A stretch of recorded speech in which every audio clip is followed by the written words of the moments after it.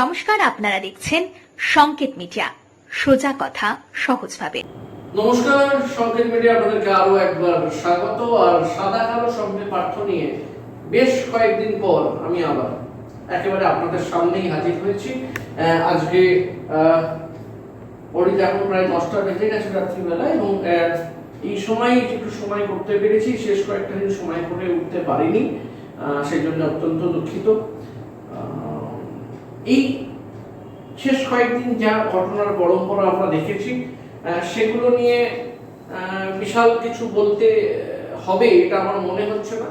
কারণ প্রত্যেক দিন যা ঘটছে, যেভাবে ঘটছে, সেটা বোধহয় সমাজের কাছে খুব একটা ভালো বার্তা বহন করে নিয়ে যাচ্ছে না।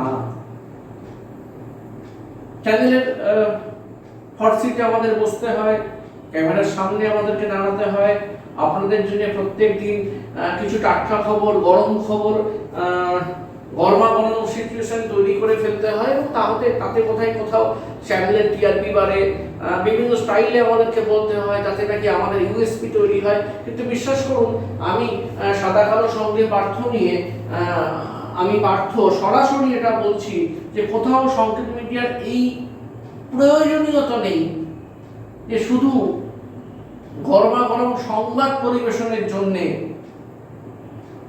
ভিউ বাড়ানোর জন্যে, কন্ট্রোভার্সি করার জন্যে সমাজটা গোল্লায় যাক, এটা চাইতে পারবো না,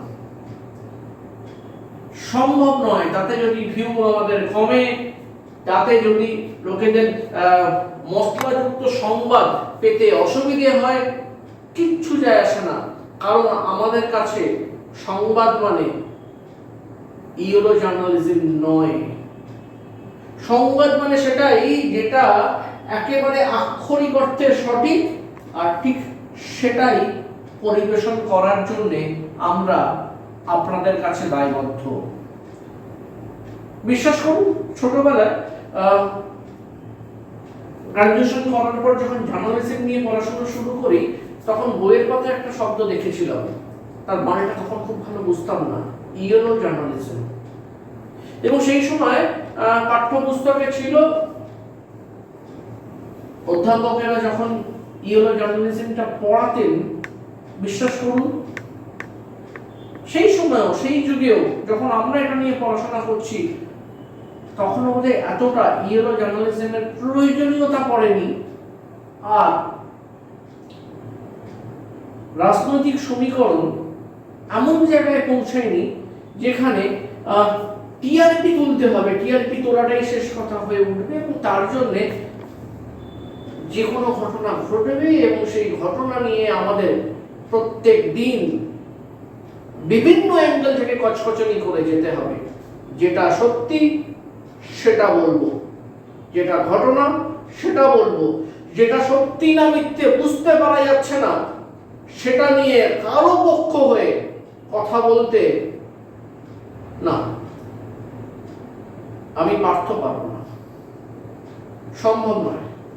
রোজ খেয়াল রাখছি আমরা সবাই, আপনারাও খেয়াল রাখছেন, আমরাও খেয়াল রাখছি কি ঘটছে কি ঘটছে না সেইগুলোর দিকে। ধরুন সন্দেশখালী ঠিক এখন যে পরিস্থিতি হয়ে রয়েছে, ধরুন সিবি আনন্দ বোস রাজ্যপাল, তাকে নিয়ে যা চলছে, ধরুন আজকে আমরা জানি যে বড়াইয়ার বিধায়ক তিনি জামিন পেয়েছেন, সেটা নিয়ে যে আলোচনা চলছে, সব মিলিয়ে যা ঘটনার পরম্পরা, এই দিল্লি চলো 2024-এর এই যে সময়সীমা, মানে জুন মাসের 1 তারিখ অব্দি ভোট চলবে, বিশ্বাস করুন অন্তত পশ্চিমবঙ্গের 42টা আসনের নিরিখে আরো কত কি রঙ্গ দেখতে হবে, আরো কত কি রঙ্গ দেখা বাকি কে জানে। কিন্তু বিশ্বাস করুন, কোথাও আমাদেরও মনে হচ্ছে, মানে আমাদের মতো এই মিডিয়াদেরও মনে হচ্ছে এই রঙ্গটা সিনেমার পর্দায় দেখতে পেলে ভালো হতো বোধহয়। সংবাদ পরিবেশনের জন্য যে চ্যানেল, সেই চ্যানেলে এই ধরনের ঘটনা পরম্পরা দেখতে মোটেও ভালো লাগছে না। এটা কোথাও সুস্থ সমাজের বিজ্ঞাপন হতেই পারে না। এই বিজ্ঞাপন যদি আজকের দুনিয়ায় চলতে থাকে তাহলে আগামী কি শিখবে, কি পাবে জানা নেই। ভোটে জেতার জন্য, ভোট যুদ্ধ জয়লাভ করার জন্য যা চলছে, খুব দুর্ভাগ্যের।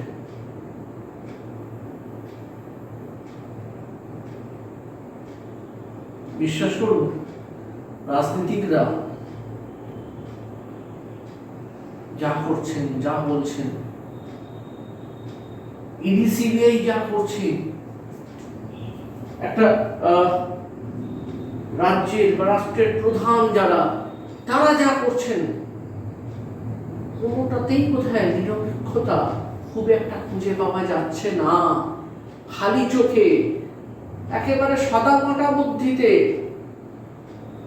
আমরা সবাই বুঝতে পারছি। এমনকি আমরা যারা সংবাদে, আমরা চ্যানেলে সংবাদ পরিবেশন করি, বিশ্বাস করুন দুঃখ হয়। আমরা তো বিভিন্ন সংবাদ চ্যানেল দেখি, দেখতে হয়, আপনারাও দেখেন, একই খবর 4টে চ্যানেল 4 রকম ভাবে দেখায়। এর থেকে দুর্ভাগ্যের কিছু হতে পারে না। 4টে চ্যানেল 4 রকম ভাবে একটা নিউজকে দেখায়। সমাজের কর্তা ব্যক্তি হিসেবে যারা বসে আছেন, সেরকম 4 জন লোক একটা ঘটনাকে 4 রকম ভাবে ব্যাখ্যা দেন। অথচ ঘটনা তো একটাই। হয় সেই ঘটনাটা আমরা জানি, না হলে আমরা জানতে পারি না। যদি জানতে না পারি, আক্ষরিক অর্থে সেই ঘটনার সত্যতা যাচাই করতে যদি না পেরে থাকি, আমরা কি একটা কোনো মতামত দিয়ে দিতে পারি? আপনারা সাধারণ মানুষেরা, আপনারা ভোটারেরা আপনাদের উপর প্রভাবিত করতে পারি? প্রত্যেক দিন একটা স্থানের একটা বিষয় নিয়ে ঘটনা, সেই ঘটনার প্রেক্ষিতে সেই ঘটনার আবার একটা অন্য কোনো মোড় ঘুরে যাওয়া, তারপর সেটার আবার একটা কোনো কাউন্টার হচ্ছে নাকি, এবং তা নিয়ে প্রত্যেক দিন বিস্ফোরক, চাঞ্চল্যকর বিভিন্ন রকম তথ্য উঠে আসছে, চাঞ্চল্যকর দাবি হচ্ছে। আমরা পারবো না। আমরা সংকেত দিতে এটুকুই চাই যে সমাজের যেন কোথাও আক্ষরিক অর্থে অল্প হলেও ভালো হয়। আমার, আপনার, শুধু আপনাদের নয়, আমাদের সবার, কারণ আমরা তো নাগরিক, আমরাও সাধারণ মানুষ। এই স্টুডিওতে বসে, স্টুডিওতে দাঁড়িয়ে আমি কথা বলছি, কিন্তু আমি যখন স্টুডিওর বাইরে বেরোবো, আমিও আপনার মতোই, যারা দেখছেন এই সংবাদটা, এই বিশ্লেষণটা, এই ব্যাখ্যাটা, তাদের সাথে আমার কোথাও কোনো পার্থক্য নেই। একেবারেই আপনি আমি সমান, আমাদের দুজনের অধিকারটাও সমান। এবং আপনি ঠিক যতটা ভালো থাকতে পারেন সমাজের একটা অংশ হিসেবে, আমিও ব্যক্তিগত স্তরে সেটাই কামনা করি, সেটাই প্রত্যাশা করি। আমার অফিসের বাকি সমস্ত সহকর্মীরা তারাও সেটুকুই প্রত্যাশা করেন। এটাই স্বাভাবিক। আমরা চাই উন্নততর সমাজ, উন্নততর পরিষেবা। সাধারণ মানুষ তারা ভোট দিতে যান, আগামী 5 বছর আরো ভালো কিভাবে থাকবেন, তার সাথে সরাসরি প্রত্যক্ষভাবে পুলওয়ামা কাণ্ডের কোনো যোগাযোগ নেই। বরং সাধারণ মানুষের সাথে নোটবন্দির প্রত্যক্ষ যোগাযোগ ছিল।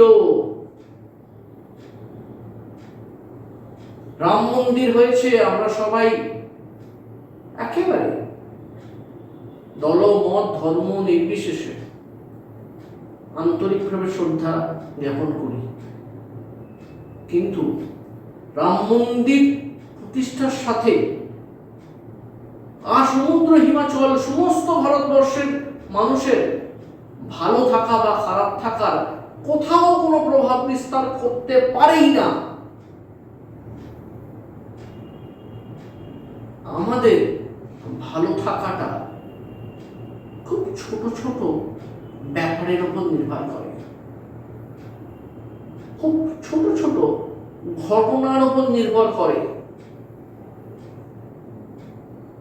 বিশ্বাস করুন, আমি বা যারা দেখছেন আমাকে তারা বা আমার অফিসের সহকর্মীরা যারা আমাদের এই প্রোগ্রাম দেখছেন না তারা, যারা আমাদের এই মতামত সমর্থন করেন তারা, যারা আমাদেরকে এই প্রোগ্রাম দেখে গালাগাল করছেন তারা, প্রত্যেকে কি চাই আমরা? একটু জিনিসপত্রের দাম কমা, দ্রব্যমূল্য বৃদ্ধি যাতে না হয়, যাতে করে আমাদের পাতে চাল হোক বা আটা বা ময়দা দামটা যেন না বাড়ে, ডাল থেকে শাকসবজি থেকে ফল বা দুধ এগুলো দাম যেন নাগালের মধ্যে থাকে, মধ্যবিত্তের নাগালের মধ্যে থাকে। পেট্রোল বা ডিজেলের দাম আকাশ ছোঁয়া যেন না হয়ে যায়। অবশ্যই করে এই মুহূর্তে সে গ্রামে হোক বা শহরে হোক, মফস্বলে হোক বা নগরে হোক, সবার সবচেয়ে প্রয়োজনীয় রান্নার গ্যাসের দামটা যেন না বেড়ে ওঠে। আমার এলাকায় রাস্তাটা যেন ভালো থাকে, যাতে করে সামনে বর্ষা আসছে, সবাই জানেন বর্ষার ব্যাপারটা সবাই জানেন, যেন রাস্তাঘাটে জল না জমে, বাড়ির ভেতরে যেন জল না ঢুকে যায়।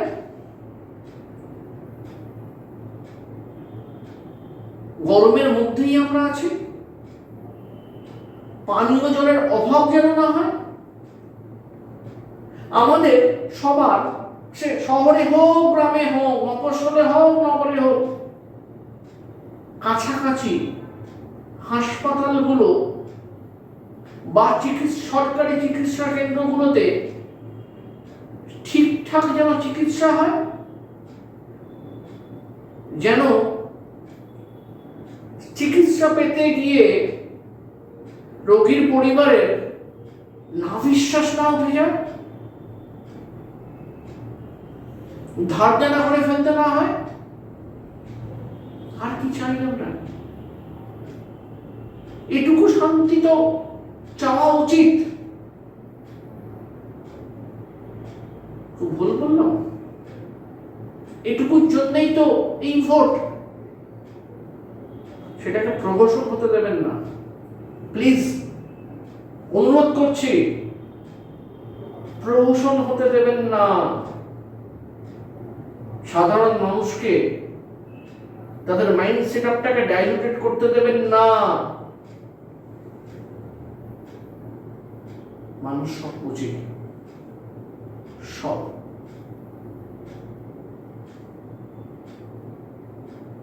দেখছিলাম এক সিপিএম নেতা, বামপন্থী নেতা, তিনি বলছিলেন বিভিন্ন জায়গায় যে আমি তো পার্টির হোল্ডাই না, তো হেসে মজা করে, অত্যন্ত স্বল্পভাষী, অত্যন্ত ঠান্ডা মাথার এক প্রার্থী বামফ্রন্টের, ভালো ব্যবহারগুলো খুবই ভালো তার। তো তিনি বলছিলেন যে এরকম তার স্ত্রী চাকরি করেন, তো তার স্ত্রীর চাকরির কারণে তার পক্ষে জীবন নির্বাহ করাটা সহজ হয়েছে, তার সুবিধে হয়েছে, এরকম কথা বলছিলেন। হলফনামায় দেখলাম যে তার কাছে, তার হলফনামায় আছে 1 কোটির ওপরেও তার আর্থিক পরিস্থিতি। কলকাতাতে যেমন ফ্ল্যাট শেয়ার তার আছে, কিন্তু শান্তিনিকেতনেও একটি বাংলোর শেয়ার তার কাছে আছে, হলফনামায় দেখছি।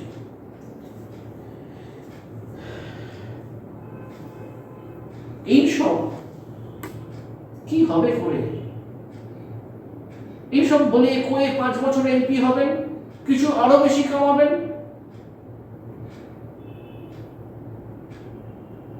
এমপি না হয়ে এত টাকা, এমপি হলে আরো 1 কোটি না 10 কোটি হবে, পাবলিককে বোকা বানাবেন, কি লাভ?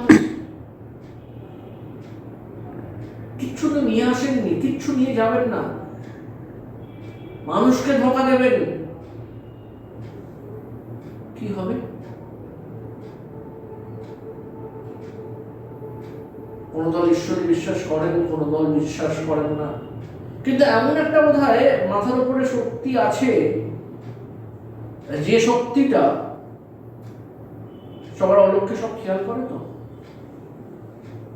যা ভুল বলা হবে তার হিসেব কিন্তু দিয়ে যেতে হবে। এরকম অনেকটা দেখেছি, জানেন তো, মানে তারা রাজনৈতিক নেতা নেত্রী নাও হয়ে থাকতে পারেন, সাধারণ মানুষ হয়ে থাকতে পারেন, আর এক সময় রাজনীতি করতেন, এখন হয়তো করেন না, হটে না, যাই হোক, বয়সকালে মাসের পর মাস, বছরের পর বছর বিছানায় পড়ে রয়েছে, খুব বাজেভাবে পড়ে রয়েছে। এরকম কত লোককে দেখেছি, জানেন তো, অল্প বয়সে প্রবল পরাক্রমশালী, সেই পরাক্রমের কারণে, সেটা হয়তো রাজনৈতিক কারণে হতে পারে, সামাজিক কারণে হতে পারে, প্রচুর অত্যাচার করেছেন তার আশেপাশের লোকজনকে বা আত্মীয় স্বজনকে।